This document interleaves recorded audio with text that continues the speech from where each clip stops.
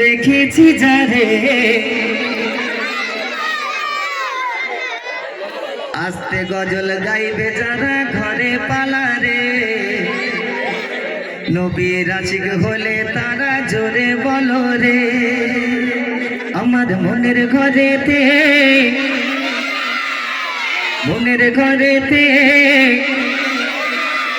দো জাহানের বাদশা নবী আর একটু জোরে বলো রে দো জাহানের বাদশা নবী আমার দয়ার নবী রে।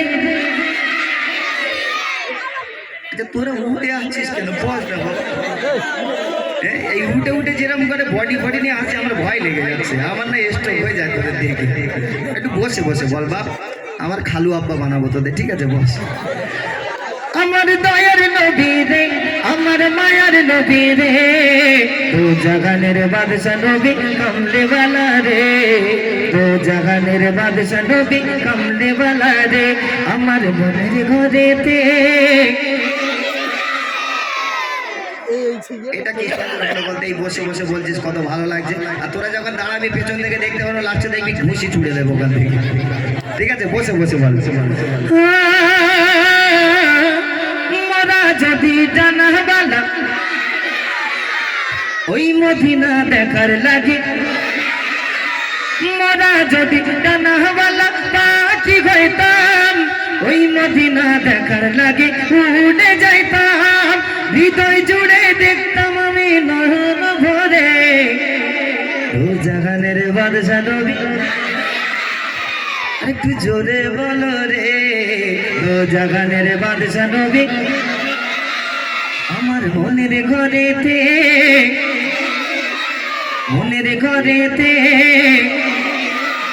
দো জাহানের বাদশা নবী দো জাহানের বাদশা নবী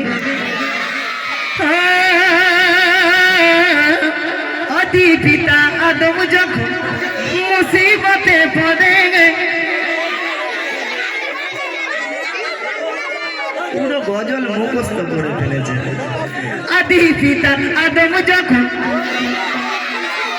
মদের নবী রসেলাতে সাফায়াতের বিচার দিনে দেখা দিও রে দো জাহানের বাদশা নবী কমলে वाला রে দো জাহানের বাদশা নবী কমলে वाला রে আমার মনের ঘরেতে রেখেছি যারে মনের ঘরেতে রেখেছি যারে দো জাহানের বাদশা নবী দো জাহানের বাদশা নবী আমার দয়ার নবী রে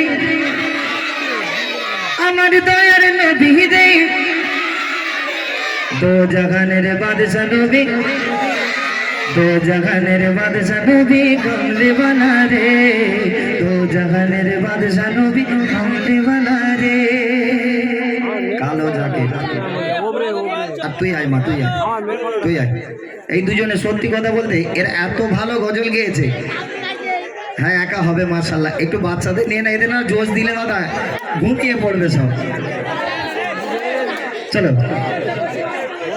ও দাদা, এই তরমুজ খান দাদা, এই দুজন আসছে, এদের কি পাওয়ার! আরে বাবা তোর চুল তো নন্টে ফন্টের মতো রে, এও নিয়েছিল। আর যাই হোক বাবা 10 টাকা নেবে, ঠিক আছে? তবে